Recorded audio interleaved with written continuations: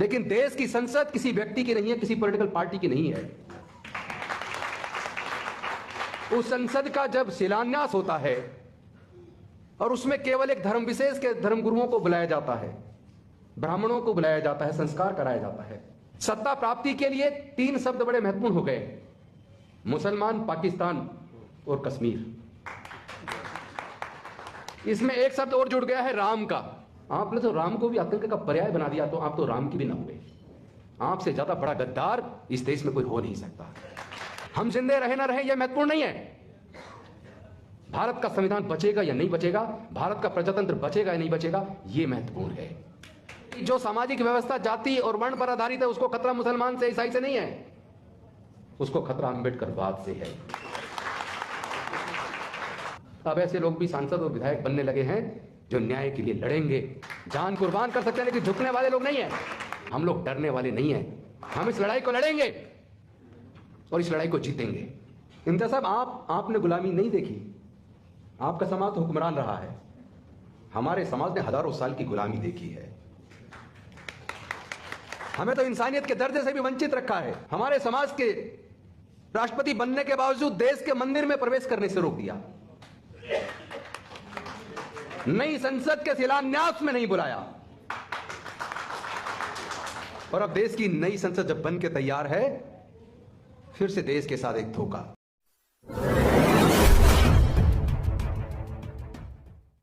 जैसा इम्तियाज साहब ने कहा कि अगर 24 में फिर से साहब आ गए तो प्रजातंत्र शब्द को हम इतिहास में पढ़ेंगे, इसमें कोई संदेह नहीं है।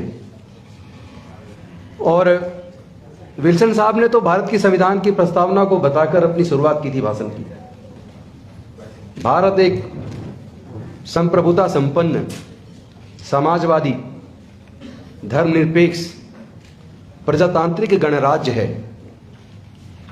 लेकिन मुझे लगता है ये किताबों में है, ये संविधान में है, ये भारत के संविधान की मूल भावना है। This is basic structure of Indian constitution which can not be amended under article 368। But in spite of whatever is happening in India we have to see it. जो देश में हो रहा है हमें देखना होगा। जब नए संसद भवन का शिलान्यास हुआ था, मैं उस घटना की तरफ आपको ले जाना चाहता हूं। भारत का कोई अपना एक धर्म नहीं है। भारत की सरकार का कोई अपना धर्म नहीं है। चाहे कोई राष्ट्रपति की कुर्सी पे हो, चाहे प्रधानमंत्री की हो, उसका व्यक्तिगत तौर पे अपना धर्म हो सकता है, नहीं होगा, है। वो अपने घर के कोई आयोजन करे, कोई कार्यक्रम करे, वो अपने धर्म के धर्मगुरु को बुला के संस्कार करे, हमें कोई एतराज नहीं है। लेकिन देश की संसद किसी व्यक्ति की नहीं है, किसी पॉलिटिकल पार्टी की नहीं है। उस संसद का जब शिलान्यास होता है और उसमें केवल एक धर्म विशेष के धर्मगुरुओं को बुलाया जाता है, ब्राह्मणों को बुलाया जाता है, संस्कार कराया जाता है, उसमें सारे देश की पॉलिटिकल पार्टियों का चुप्पी साध लेना किस बात का डर है? मैं सभी राजनीतिक पार्टियों को कहना चाहता हूं, जो भी सरकारी आयोजन किसी धर्म विशेष के धर्म गुरुओं को बुलाकर अगर संस्कार आप करते हैं, सरकारी कार्यक्रम का, जैसे अलग अलग विभागों के कार्यक्रम होते हैं, चाहे वो संसद का शिलान्यास हो या राज्य की विधानसभा का शिलान्यास हो, चाहे जल बोर्ड के किसी भी स्टेट के किसी नए कार्य का उद्घाटन हो या किसी भी बिल्डिंग का उद्घाटन हो, उसमें सरकार किसी धर्म विशेष के धर्म गुरु को बुलाकर अगर संस्कार करती है तो वो देश के साथ धोखा है, भारत के संविधान के साथ धोखा है। उसमें सभी राजनीतिक पार्टियों को उस वक्त चुप्पी साध लेना, ये क्या दर्शाता, किस बात का डर है हमें? जब आप वोट लेते हो तब डर नहीं है, और जब एक पार्टी जो केंद्र में सत्ता में जब इस तरह का आयोजन करती है, देश के संविधान के साथ, प्रजातंत्र के साथ धोखा करते, तो आप चुप्पी साध लेते हैं। ये नहीं चलेगा। आज सत्ता प्राप्ति के लिए तीन शब्द बड़े महत्वपूर्ण हो गए: मुसलमान, पाकिस्तान और कश्मीर। इसमें एक शब्द और जुड़ गया है, राम का। अब वो सत्ता प्राप्त करने के लिए केवल कश्मीर, पाकिस्तान और मुसलमान का नाम नहीं लेते, बल्कि सत्ता प्राप्त करने के लिए राम को एक हथियार के तौर पर ही इस्तेमाल नहीं कर रहे हैं। राम शब्द एक आतंक का पर्याय बना दिया उन्होंने।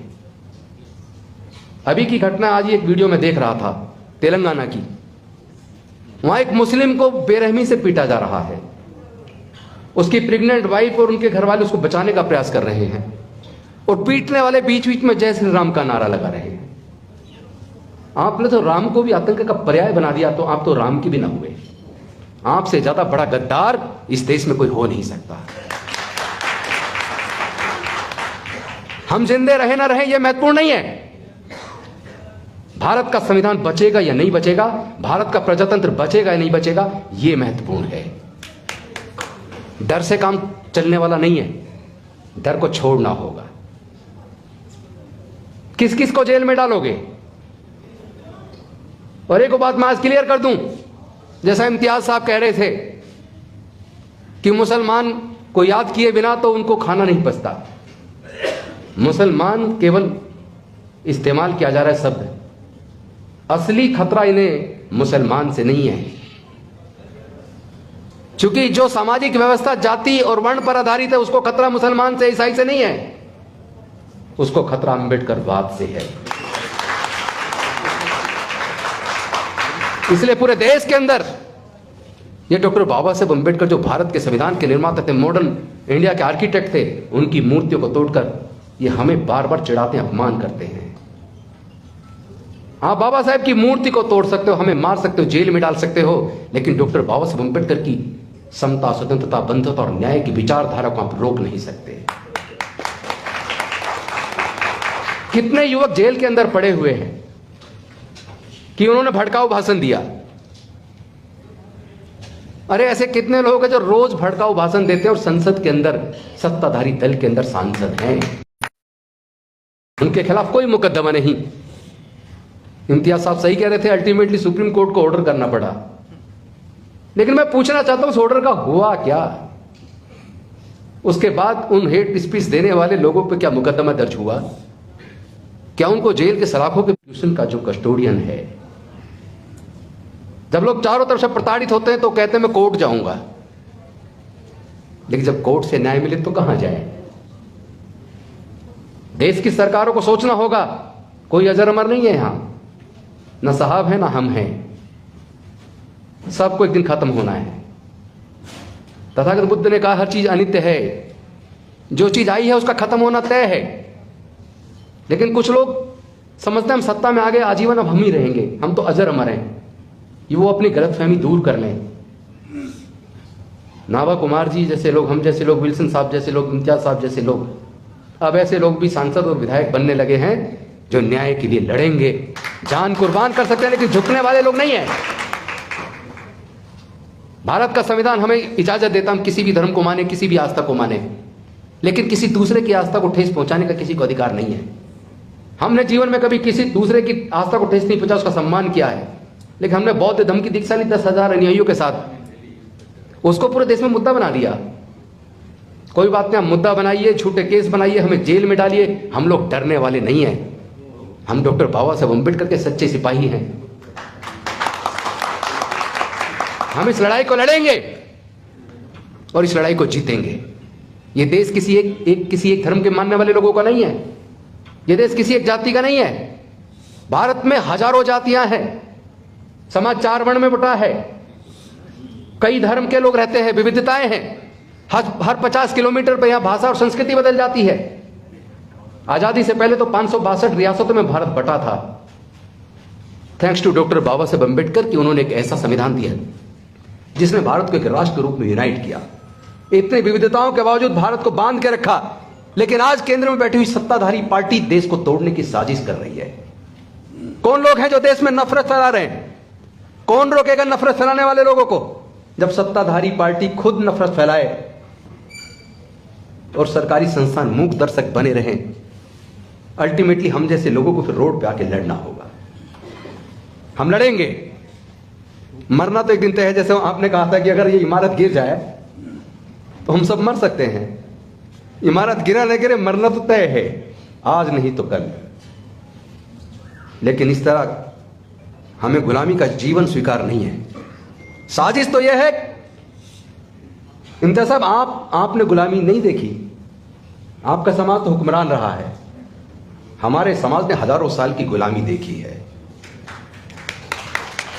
हमें तो इंसानियत के दर्जे से भी वंचित रखा है।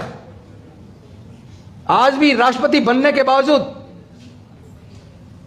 हमारे समाज के राष्ट्रपति बनने के बावजूद देश के मंदिर में प्रवेश करने से रोक दिया। नई संसद के शिलान्यास में नहीं बुलाया। और अब देश की नई संसद जब बन के तैयार है, फिर से देश के साथ एक धोखा। एक तरफ तो वो आदिवासी, ऊपर से महिला, लेकिन जिनके धर्म शास्त्रों में देश की अनुसूचित जाति, जनजाति और महिलाओं के लिए कोई इज्जत ना हो, वहां उनको वो शिलान्यास के लिए बुलाएंगे, ये तो मैं उम्मीद नहीं कर सकता। लेकिन उनको यह एहसास जरूर करा दूं कि आप देश को तोड़ना बंद करो, जाति धर्म के नाम पे बांटना बंद करो। आपकी सारी साजिशें 2024 तक हम उजागर कर देंगे और आपको कामयाब नहीं होंगे। हमने तो एक और संकल्प लिया है, क्योंकि जब दंगे होते हैं तो दंगों में इस्तेमाल कम पढ़े लिखे लोगों का, खासतौर पर अनुसूचित जाति, जनजाति और पिछड़े वर्ग के लोगों का किया जाता है। जितने धार्मिक जुलूस निकलते हैं, उन जुलूसों में जो लोग तलवारें लहराते हैं, उसमें भी इस्तेमाल अनुसूचित जाति, जनजाति, पिछड़े वर्ग के लोगों का होता है। तो हमने संकल्प किया, अपने लोगों को इस अंधविश्वास और पाखंडवाद से बाहर निकालेंगे। अपने लोगों को अब हम इस्तेमाल होने से रोकेंगे।